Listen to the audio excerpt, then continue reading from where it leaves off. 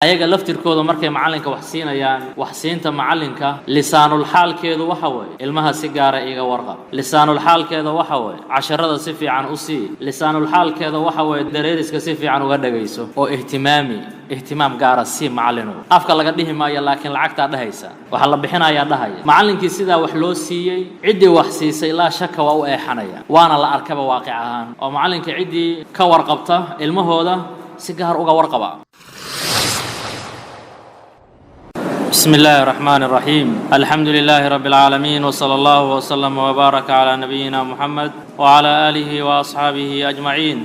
waxaan rabaa insha Allah inaan baraarujiyo arrin muhiim ah oo ku saabsan hadaaya almuallimiin wal muallimaat hadaayaadka la siinayo muallimiinta iyo muallimaadka xukunkoodu waa maxay waxa jira oo dadka qaarna ay fududeystaan oo la sahladaa in muallimiinta ilmaha quraanka u dhiga ama muallimiinta iskuulada iyo jaamacaadka dhiga in dadka qaar ay hadiya siiyaan hadiyadaas oo mararka qaar ka imaanaysa taalibka ama ardayga mararka qaarna waxay ka imaanaysaa waalidka caruurta qaarkood waalidkood ayay ka imaanaysaa hadiyada noocaasa macalinka ma u banaan tahay inuu aqbalo ama muallimada ahlul cilmiga arrinka waa ay ka hadleen al-imam ibn Baz rahimahullah waa la weydiiyay kadalika al-sheikh ibn Uthaymeen culimo fara badan la weydiiyay waxayna kulligood fadwoodeen inay xaraam tahay macalinkana aysan u banaanayn inuu hadiyada qaato inuu aqbalo min khaasatan haduu ardaygaasi yahay mid wali dhigta dugsiga ama madrasada ama jaamacada ardaygana kama aqbali karo waalidka ardaygaasna kama aqbali karo labada inuu ka yeelo uma banaana waxayna arrintaa u sababeeyeen waxay yiraahdeen hadaayaadka noocaana waa nooc min ar-rishwa waa nooc laaluushka kamida yaan laaluush lagu sheegin hal la yiraahdo hadiyo waaye laakiin natiijada ka dhalanaysa laaluush waaye macalinkani markaad adoo ardaya u hadiyeyso wax haday iskuul tahay ama ay jaamacad tahay hadhowti markii la gaaro imtixaanaadka ilgaaro kugu fiirinaya si gooni oo kugu naxariisanaya maxaa yeelay waxbaad u hormarisay abaal uu ku haya natiijadaasi natiijo marka banaan miya in qof gooni loogu eexdo ayadoon tulaabti kale aan lala simeyn maxaa gaarsiiyay inuu macalinkan eexdo oo heerkaas uu gaaro waxa gaarsiiyay waa wixii u hormaray ee hadiyada lagu magacaabay xaqiiqaduna ay tahay laaluud macalinka dugsiga dhiga ama macallimada dugsiga dhigta markuu mesela 30 cunug hayo 30kaasi cunug mid kamida ama laba kamida waalidkood ay macalinka si gaar ah wax u siiyaan ayaga laftirkooda markay macalinka wax siinayaan wax siinta macalinka lisaanul xaalkeedu waxa way ilmaha si gaar ah iga warqab lisaanul xaalkeeda waxa way casharada si fiican u sii lisaanul xaalkeeda waxa way dareeriska si fiican uga dhageyso oo ihtimaam gaar ah si macalinu afka laga dhihi maayo laakiin lacagta dhahaysa waxa la bixinayaa dhahaya macalinkii sida wax loo siiyay cidii wax siisay la shaka waa u eexanaya waana la arkaba waaqic ahaan oo macalinka cidii ka warqabta ilmahooda si gaar uga warqaba waxa arkaysa casharada soo si fiican ugu meerinaya maalin walba ku dadaalay inuu cashirka ka baxo cashar uu Soomaalian ku baaqan maqnaanshihiisa iyo joogistiisa si gaar uga warqabaya si gooni ugu xisaaban inuu si gooni ugu xisaabnaado maxaa keenay waxa keenay wix waalidku bixiyeen ee macalinkan la siiyay ma u banaantaa macalinka inuu sidaa yeelo 30 cunug oo loo dhiibay ama 20 loo dhiibay ee la yiri macalin waxbar oo mas'uuliyadaasi uu qaaday ma u banaantaa inuu u kala eexdo oo mid si gaar u daneeyo ama laba si gaar u daneeyo uma banaan shaygan muharramka ah banaanayn ee eexda ee macalinka oo ku dhacay waxa sabab ah wixii markii hore la siiyay waa laaluush magacaaba hadiyaha lagu magacaabo macallimiintuna hadee waa ahlul qur'aan waa xamalatul qur'aan waxa laga rabaa inay ka digtoonaadaan waxyaabaha waalidiinta qaar ay rabaan inay si gooni ugu laaluushaan oo hatta hadee waalidka qaarkii ka timaado tasarrufka noocaas macalinka waxa la rabaa inuu iska celiyo oo yiraahdo maya ma aqbalay waxa yeelay ilmaad u haysa ilmahaas wax kugu siinaya ka soo qaad mesela qofkan waalidka wax ku siinaya hadii cunugiisa uusan dugsigaaga dhiga lahayn wax miyuu ku sii lahaa wax kuma siin lahayn idan cilada wax lagu siinaa waa inaad fahamto waa cunuga aad hayso inaad si gaar uga warqabto u eexato inaad si gooni ugu eexato waxa laga yaabaa dadka qaar inay yiraahdaan hadii hadiyadana la qaad loo kala eexana ka waran adiga insaanata insaankuna ihsaanka waa ta'siiriya waa saameeya qofkuna qofkii ihsaan u sameeyo waa u iisha oo waa u iilanaya waa u leexanay inuu simo laba qof oo midna ihsaan uu galay midna uusan u galin nafuusta waa ku culusta marka la shaka mayla iimaanay ciladan awgeed waa midii loogu diiday qudaada inay hadaayaadka aqbalaan ayaga ninka haduu qaadiya waxa ka mamnuuca inuu hadiya aqbalo haduu qaadiya sababta loogu diidayo maxay tahay isla ciladan way adoo qaadiya hadaan maanta hadiya ku keeno adiga aqbasho ee berri mid kale ku keeno iga aqbasho maalinkii dambana anoo la dacweynayo la ika keeno af wax una xishoow markii garti la bilaabo qadiyadii la guda galo wuxuu leeyahay ninka waa laga gardaran yahay ila lacagta ka hadashiinaysa wuxuu hore u qaataa ka hadashiinay wuxuu ninka waa laga gardaran yahay kii kale oo dulmiga dusha u saaraya ee miskiinka maxay yeelay ninka hore wax uga cunay kan wax siinaya laftirkiisa dantu ka leeyahay waxaan arkay qaar dhahaya markay dacwo aadayaan ama dad is haystaan wuxuu leeyahay aniga qaadi fulaan la yiraahdo hadda ka horan wax siiyo waa isku fiicanna marka telefoonaan u diro waxaan iri qadiyadayda si gaar uga warqab waana iga yeelay hore u sii laaluush qadiyadaydana si gaar uga warqab waa aqbalay macnaheedu waa maxay ماشي هذه الله تجا أصو حكمها ياوه وحرام أرنتها سوى رشوة ولا لوش لكن أصيغ مركو صينا إلا لوش وميو دهيا ما قال لوش وشيء ما يروح له وحن كصينا هدية قاضي أنا وحو هديين يا أبو لي العو صينا يا على بكر وجينا يا حرير ربنا مقسمينا وأقول له لوشين يا مر أرنتها سوى حرام سيدا درت قضاء الله ما أقول إني هدايات قاتان معلمين تنوالمين لعن رسول الله صلى الله عليه وسلم الراشي والمرتشي رسولك عليه الصلاة والسلام لبضوا والله عنه متك الرشوة بحناية هي متك الرشوة aqbalaya ee yeelaya labadaba rasuulku waa lacnaday sallallahu alayhi wasallam kan dalbanaya iyo kan bixinaya hadii lacnad laga ratibay dambigaasi muxuu yahay dambigaas waa kabiira min al-kabaa'ir waa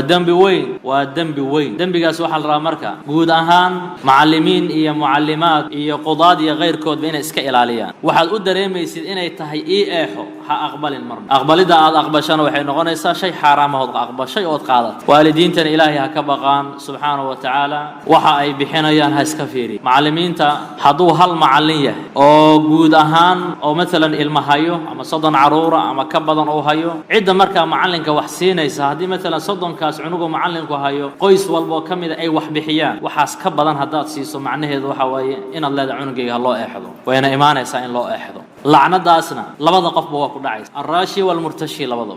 رشوة ونسيد ذا وح الله بحيو إن بعض اللي جار وإحنا تيجي دي سؤالها إن بعض اللي جار أما حق اللي بابيو أما بعض اللي حقيو أو حق الله غادي هدايات كما كنا عاسة أقبل الدولة هلا قدكتونا هذو مثلا ويا عنقو متكت خروجي أما كبحي دكسيجي مثلا قرآن كواحد ذي دكسيجي وكبحي ما دكت لكن معلن كيس ما دام ويهو قرآن صابري إحسان بدنا وكلية أيوة معلن كوحسو هدية وحسية كان مو بنانته هدية دي سنو أقبله ويو بنانته محيا لماشي أنا مجرت علدا ولا بقاي قف كان واكبحي دكسيجي ما دكتو واحد ذي قرآن كواكتجي لكن من باب الإحسان ويوحو معلن كهذا أتاكلين يا مو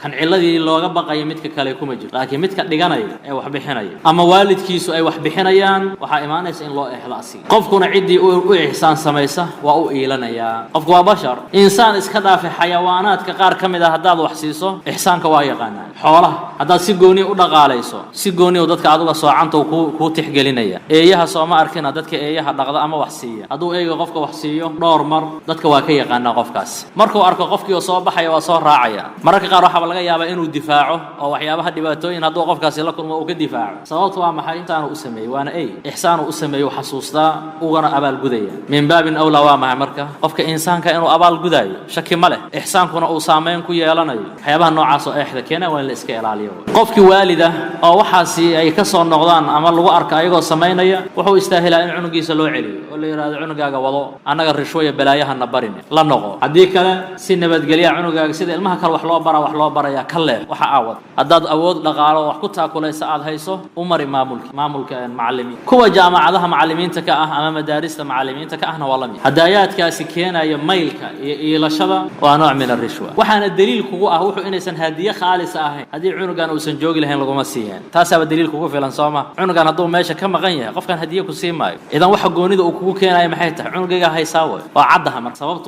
sababtu waa in ujeedadiisu ay tahay in si gooniya loogu eexdo inuu rabo cunugiisana si gooniya loo daneeyo dadkuna inta badan arintaasi uma fahamsana inay rishwa tahay ama ilaaluushta uma fahamsana wax caadi way haystaan markaas wuxuu leeyahay macallin cunuga iiga warqab anna waa ka warqabaya waa baaq macallinkuna fahmayo waalidkana ujeedadu ka leeyahay oo ku gaaray aska warqab asiga markuu wuxuu ka warqabaya cunugii marka si looga warqabo si asiga wax loo siiyo ay cunugii si gooni uga warqabaya u daneynay meeshaasna waa meesha fasaadku ka imaanayo macallimiintana khayr Allah siiyo waa dad culimo ah dad ahlu diin waxa la rabaa inay ka taxadaraan waxyaabaha u keeni kara dhaawaca diinkooda iyo ilmaha ay wax barayaan intaba hadii maanta 30 cunug ama 40 ama 50 intay doonaan ha noqdaan hadaad mas'uul ka tahay waxa waajiba al-adl baynahum inaad cadaalad samaysid oo kugu waajib juhdiga aad ku bixinayso kulligood inaad ku bixiso waa kugu waajib oo aad u kala eex oo midna aadan u roonaan midna aadan daciif waxa la midata oo akhtaada kamida mesela ilmaha lagu keen macalinata ilmahaasi dadka dhalay waa kala duwan yihiin cunugan qof aad ka heebaysanaysa dhalay ama agtaada magac weyn kule ama ixtiraam kule ama qadarin kule kan kalena waalidkiisa waa ka saa'irin naas oo dadka uu la mid yahay ku banaanta inaad mid kan tirado waa ina fulaan oo si gooni aad wax ugu qabato inta kalena aad gacan bidixayso ma banaanta ma banaan al-adlu baynahum waa waajib cid walba mas'uul ka tahay inaad cadaalad samaysido haday dambi galaan dambiga u sin labada cunug ama saddexda cunug ninkii raba ha dhalo isku si la raba inaad dambi ugu qaado haday noqoto 10 siin waxa la rabaa isku si inaad 10 siido haday noqoto in la canaananayo sidaas oo kale qaar waxa arkaysa laga yaabo in canaanta laga ilaaliyo la yiraahdo waxa dhalay hebela dhal wixii raba ha dhalaan adiga waxa la rabaa ilmuhu inay ku sinmaan kulli u edbi sida kuwa kale u edbinaysa kii tacziir mudan waa ina wada tacziirta haday dambi wada galaan aad ku wada qaado hadii 10 la siinayo juhdigaaga isku si inaad ugu bixiso maxay yeelay adiga mas'uuliyadda ku saarana waxay tahay oo lagugu ogyahay oo ballan qaaday ina ilmahan mas'uul ka tahay oo wax baraysi adoon marka mid gooniya aan u eexanaynin wanaajinta xageeda mid gooniyana culays aadan saareen adoo dhibaateynaya kulli in aad cadaalad samaysid waa waajib ha fiirin yaa ka dambeeya yaa dhalay wax macnaa ma leh adigu mar walba ihtimaamkaaga ha noqdo in ilmahaas wax barto ina isku si u tarbiyayso in hadii qaacida ay kaaga degsanay dambiyada ay galayaan aad ku wada qaado saasa waxay tahay mar walba cadaalad rasuulkeena عليه الصلاة والسلام حق عدالة وقدوة إن يجانب والبودين يبقى سا قدوة يهونوية يهجان مركي قبلي مخزومية ده هذا وحدي لا ضمعين لا شفاعه أي أضياشي رهدين قبلني وقبر قرشية ده ساق عن هذا الله جرى صورة قلمة حيا لقلا وحي كسو جدا أشرافه غير هبلك هذا لا تيوه سادرت عن هذا الله ما جرى رسولك وإن لجهور استاج أرنتاس الله شفاعه أو الرسول عليه الصلاة والسلام لقى عليه أرنت وإن شفاعة لقى جيس واتي أسامة درين حديثك معروف أسامة بن زيد الرسول كأدرين صلى الله عليه وسلم إنه كشفاعه أيها مركب فيرينيا دوان شها أسامة ودوي هي نبي صلى الله عليه وسلم يا الرسول عليه الصلاة والسلام ما دام أسامة أدو جعله أسامة وشفاعة رضي الله عنه أرنتي بوضمعين وكشفاعه أرنتي وكحم هذا النبي صلى الله عليه وسلم وعرى تشفع في حد من حدود الله ما حد حدود إلهي كم إذا آيات كشفاع عيسى بن أسامة وأيم الله لو أن فاطمة بنت محمد سرقت لقطعت يده تصالها وكانت في واقف كذا أو وجعله هذه فاطمة بنت محمد أي وحده وقبل النبي عليه الصلاة والسلام أو يري فاطمة بضعة مني وقيب جركي كم إذا بير فاطمة هذا وجعله الرسول عليه الصلاة والسلام عدك الإسكدة هذه فاطمة وحده إلها كل أرتي عنتها كشرية لقطعت يده ما شاسي محاكو قوستي وحاكو قوستي رجي ربي إن قبل مخزومية ده الله شفاعه وعنا أشياء أرهن يكون قوستان أو إن دين كان لو سمية إن دين كل لو سمية هي قف جونية أو جوني لوجا صاعي الله أي حنايا أو سنجي أو عليه هذه قبل إذا سمية سواها قبل مخزومية ده أي سمية أو توجني ماذا الله كل أرتي عنتها كشرية دينتين ودين مرك عدالة كتها ودين عدل ومساواة ودين ضدكو سميسة عدالة كل لسان فقير يا غني قوي يا ضعيف منا أو كلا حنين ما هسيدا يهود أي سمين جرين يهود مركو أحد كود زنا يستأمل زنا أو كل ما حي سمين جرين دين كود الصدا ما هي توراة كوحو قبي إلا الرجمي لكن ما دام التغيير يتبديل بدن أي سمايان وحي راهدين هدي الشرفة وحضان ضدك مقع عليه شرفت له يعني هدي أي زنا يستأمل ضدك شرفت له وحي راهدين لما ديري كار بقى حلقو مديري كار وجهه حوقان لون مدوبينيا ولا يرى اللهمان ولا قرقراعي وحيرى عن وحوين وديبين خلاص انت ساوى حال الله قد حد ضعفاء يا مساكين هدي الزنا كل عام وحيرى إلى الرجم وعدالة ضره مركي رسولك عليه الصلاة والسلام الله كان لبدي يهودية الزنيستين أو ما تجدون في التوراة محاكي هي لسان وكيال محاكي الله بيران إن وجه الله مدوبي وانا بين رسولك عليه الصلاة والسلام وحيرى فأتوا بالتوراة كان أبو يريد التوراة الله كان آيات دي قعنتها صارين آيات دي كهل ليسي رجمي أي قعنتها صارين مركاسي وحي آخرين وحي كهري إيه وحي كدم بي اللي هو يهودي خيانة هذا أقول ديرية عبد الله بن سلام أو عالم كأها بالتوراة مركزنا السحابي رضي الله عنه أيانك قعنت صار وعكوير قعنت هذا كروه غاد ماشي قعنت صارت قعنت كقاد مركو قعنت كروه غادي آيات دي باكو تعالى مركز سير هذا صدق يا محمد الرمبو شيء كبير مركز فشلمان أي هذا وارنتيس التوراة waxaa ku taala in la rajminayo cadaalad xumadu marka waa dhaqanka yahuudi iyo gaalada diinteena islaamka laakiin waa diin cadaalad ku dhisan oo ku tahay 10 qof hadaad mas'uul ka tahay hadii 5 aad ka tahay hadaad 100 ka tahay dadka aad mas'uul ka tahay waxa la rabaa inay ku sinaadaan waxbaridooda hadaad waxbarayso hadaad canaanayso inaad qofna dambi ku canaanato mid kalena aad ku daysid ama mid aad dambi ku dishood ku garaacdo kan kalena aadan ku garaacin ama laba qof oo isku mid ah in loo kala eexdo waxyaabahaas oo dhan eexdaay wax banaan ma marka arintaasi waxaan rabaa inay macallimiinta iyo مدرسين جامعات أما سكولة دقيقة نوع ربان هالنقطة إني كبر ركسنادا وحيابها هدية اللغة مجعابه ووجد كيدو تهي إن قف كل ولا لوش إن إسكا إلاليان وعن كرر وصرنا جزاكم الله خيرا والله أعلم صلى الله على نبينا محمد وعلى آله وصحبه أجمعين.